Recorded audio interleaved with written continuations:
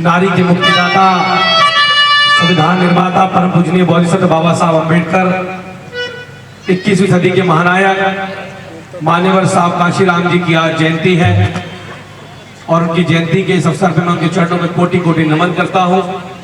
और यहाँ उपस्थित सभी मेरी माताएं, बहनें, बुजुर्ग, युवा साथी सभी को साहब कांशीराम जी की जयंती की बहुत बहुत शुभकामनाएं, बहुत बहुत बधाई। और साहब कांशीराम भाई अब इसको बांध देना, इसे मत दो, बीच में बांध। साहब कांशीराम जी जो एक ऐसा व्यक्तित्व जो केवल इस देश की राजनीति में, इस देश के बहुजन समाज के लोगों को, दबे कुचले समाज के लोगों को देश की मुख्य राजनीति की मुख्य धारा में लाने का काम करने वाले, राजनीतिक रूप से सक्षम और सशक्त बनाने वाले साहब कांशीराम, जिन्होंने इस देश और दुनिया को दिखाया। साहब कांशीराम कहते थे कि मैं अकेला चला था मंजिल पे, लोग जुड़ते गए और कारवां बनता गया।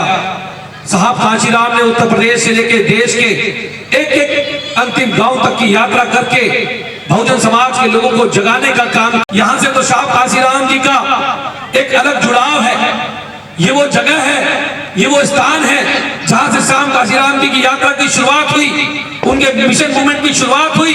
उन्होंने DSO जैसे संगठन जो बनाए, वाम से जैसे संगठन बनाए, जिन्होंने इस देश के अंदर एक अलग पहचान बनाने का काम किया, जिन्होंने इस देश के अंदर कुरीतियों के ऊपर कटाक्ष करते हुए वाम से जैसे स्ट्रॉन्ग संगठन खड़ा किया, जो गैर राजनीतिक होते हुए भी इस देश की राजनीतिक सत्ता में भागीदारी की बात करता था, अपने लोगों को मुख्य धारा में लाने की बात करता था। तो साथियों, आज कांशीराम जी की जयंती है और बाबा साहब अम्बेडकर के मिशन मूवमेंट को आगे बढ़ाने वाले साहब कांशीराम, जिन्होंने बाबा साहब अम्बेडकर के मिशन मूवमेंट को आगे बढ़ाने का काम किया, जिन्होंने बाबा साहब के शिक्षित रहो, संगठित रहो, संघर्ष करे के नारों को आगे बढ़ाने का काम किया, इस देश के बहुजन समाज को एकत्रित करने का काम किया। हम सबको समझना पड़ेगा कि आज की इस देश की राजनीति के अंदर जिस तरह से लोगों को आपस में लड़ाकर भिड़ाकर धर्म के नाम पे, जाति के नाम पर प्रताड़ित किया जा रहा है, हम सबको साहब कांशीराम जी की वो बात याद रखनी पड़ेगी। हम सबको संगठित रहना पड़ेगा, संघर्ष करना पड़ेगा और एक बैनर तले आके उस संघर्ष को आगे ले जाने का काम हम सबको मिलकर करना पड़ेगा। साहब कांशीराम जी एक बात और कहते थे कि जिसकी जितनी संख्या भारी उसकी उतनी हिस्सेदारी। साहब कांशीराम जी की क्या वो बात आज जो सरकारी पदों के अंदर जो बैकलॉग पड़ा हुआ है, क्या वो बैकलॉग हमारी संख्या के हिसाब से भरा नहीं जाता है? हमें इस पर चर्चा करनी पड़ेगी कि आज हमारे बड़े बुजुर्ग तो गैजेटेड अफसर की पोस्ट से रिटायर हो गए, लेकिन आने वाली नई युवा पीढ़ी को रोजगार नहीं मिल रहा है, नौकरियां नहीं मिल रही है। तो हम सबको इस बात को आगे लेके जाना पड़ेगा।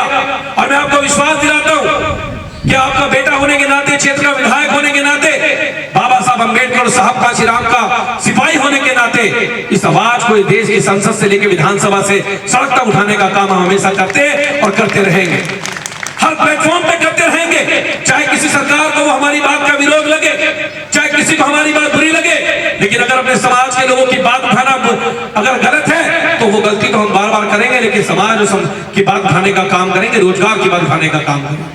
तो आप सबका आशीर्वाद हम सबको मिलता रहे।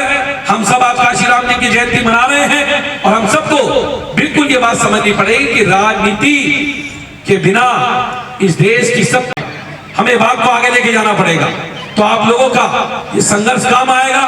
और आज बड़ी बड़ी संख्या में मैं देख रहा हूँ, यहाँ इतनी बड़ी संख्या में लोग यहाँ पर आए हुए हैं, क्योंकि आज सब कांशीराम जी की जयंती मनाने आए हुए हैं। और एक कार्यक्रम किसी पार्टी का नहीं है, ये कांशीराम विकास समिति के लोगों का कार्यक्रम है और इसलिए संख्या इतनी ज्यादा बड़ी भारी है। अगर ये किसी पार्टी का कार्यक्रम होता तो लोग नहीं आते। ये कार्यक्रम समाज के लोगों का कार्यक्रम है, हमें बात समझनी पड़ेगी।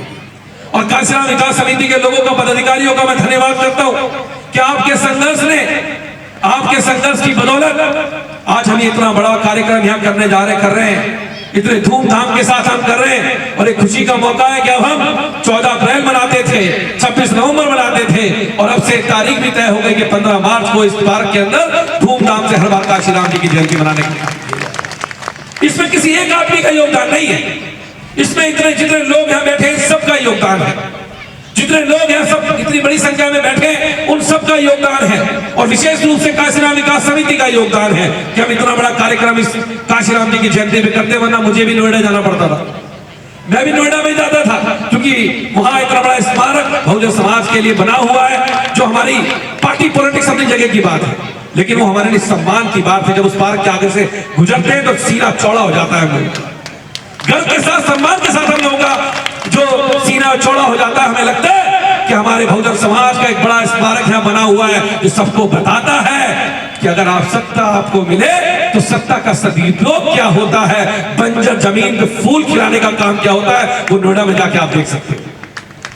तो आप सब लोगों का मैं धन्यवाद करता हूं, आभार व्यक्त करता हूं। आप सबका आशीर्वाद मुझे ऐसे मिलता रहे। जो आपने काम की बात कही है, काम तो हम करते रहेंगे, चाहे वो बाबा साहब अम्बेडकर पार्क हो, चाहे कांसीराम पार्क हो, इसमें भी काफी काम कर रहे हैं। उसके साथ साथ इस मंच से ए ब्लॉक के लोगों को भी खुशखबरी दे रहा हूं, ए ब्लॉक की सारी गलियां जो आपके सामने ब्लॉक है, वो गलियां हम बनाने का काम शुरू किया है और एक एक गली को हम बनाने जा रहे हैं। कोंडली की गलियों को हम बना रहे हैं, सारे काम हम विकास के कर रहे हैं। आपके आशीर्वाद से बहुत बहुत धन्यवाद। आप सबने मुझे यहाँ बोलने का मौका दिया। कांसीराम विकास समिति का मैं धन्यवाद करता हूँ, आभार व्यक्त करता हूँ। और मेरे लिए जो भी सहयोग हमेशा हमारे इस संस्था मान्यवर कांसीराम साहब पार्क विकास संगठन द्वारा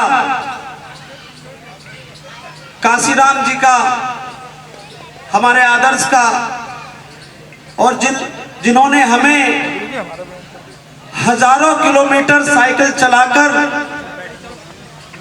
दलितों को, पिछड़ों को, वंचितों को एक किया, मान्यवर कांसीराम साहब का 92वां जन्म दिवस मना रहे हैं। हम उनके चरणों में कोटि कोटि वंदन करते हैं। तो सभी लोग मिलकर जय घोष करेंगे ताकि पता चले कि यहाँ पर मान्यवर कांसीराम साहब का हम, उनके बच्चे, उनके बेटे, उनके आदर्शों पर चलने वाले लोग उनका जन्मदिन मना रहे हैं।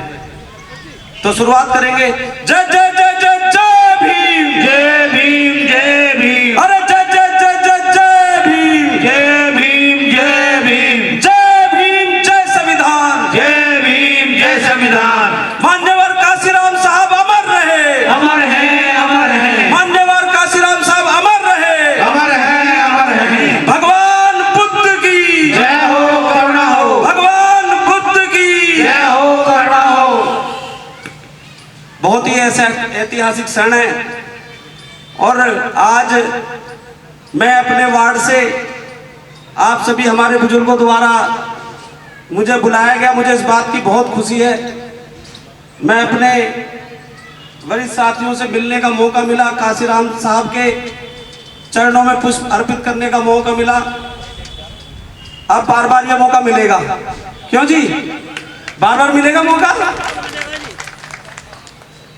तो देखिए, हम तो एक बूंद है, कांसीराम साहब तो समंदर है। कहते हैं कि उन्होंने सभी दलितों को, पिछड़ों को, वंचितों को एक किया, और एक नहीं किया, जिन लोगों को इंसान होने का अधिकार नहीं था उन लोगों को उन्होंने शेर बनाया है। क्या बनाया है? शेर बनाया, दहाड़ने वाले शेर बनाए हैं। ये उनकी शख्सियत है कि जिनको इंसान होने पे भी लोग कहते थे ना, उनको दर्जा नहीं था, आज उनकी बदौलत बताओ, इतने संघर्षों द्वारा, उनके संघर्ष को हम कैसे भूल सकते हैं? भूल सकता है कोई? बाबा साहब अम्बेडकर जी के बताए हुए रास्ते पर चलकर उन्होंने पूरा भारत देश नाप दिया। आज ये उन्हीं की ताकत है, संविधान की ताकत है कि आपके बेटे बेटियां अच्छे अच्छे पदों पर बैठे हुए ना जी। हो सकता है कुछ लोग भूल गए होंगे, गलत तो नहीं कह रहा। पद आती बहुत सारे लोग भूल जाते हैं कि ये जो आप इस कुर्सी पर बैठे हो, ये किसके संघर्षों के द्वारा मिला है। गलत तो नहीं कह रहा जी। कहते हैं रहा संघर्ष की जो चलता है, और वही इतिहास बदलता है। उन्होंने इतिहास बनाया हम लोगों के लिए, आने वाली पीढ़ी के लिए। और उन्होंने एक बात और कही, तो वो दिन दूर नहीं है कि भारत के सर्वोच्च पद पर बैठे हुए लोग हमारे बेटी बेटे होंगे। गलत तो नहीं कह रहा जी। अगर हम ये आज ठान ले तो कल हमारा प्रधानमंत्री होगा कि नहीं होगा? होगा कि नहीं होगा?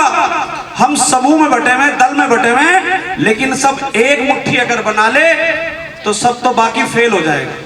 तो आज मुझे यहाँ पर बड़ा गर्व महसूस हो रहा है। देखिए, हमारा बाबा साहब भीमराव अम्बेडकर पार्क बगल में ही है, उसमें हमने इतने सारे काम कराए सबने मिलके, मैं किसी पार्टी का नाम नहीं लूंगा, लेकिन हमने अपने प्रयासों से कराए हैं, हमने अपनी जेब से भी कराए हैं, आप पता कर लेना।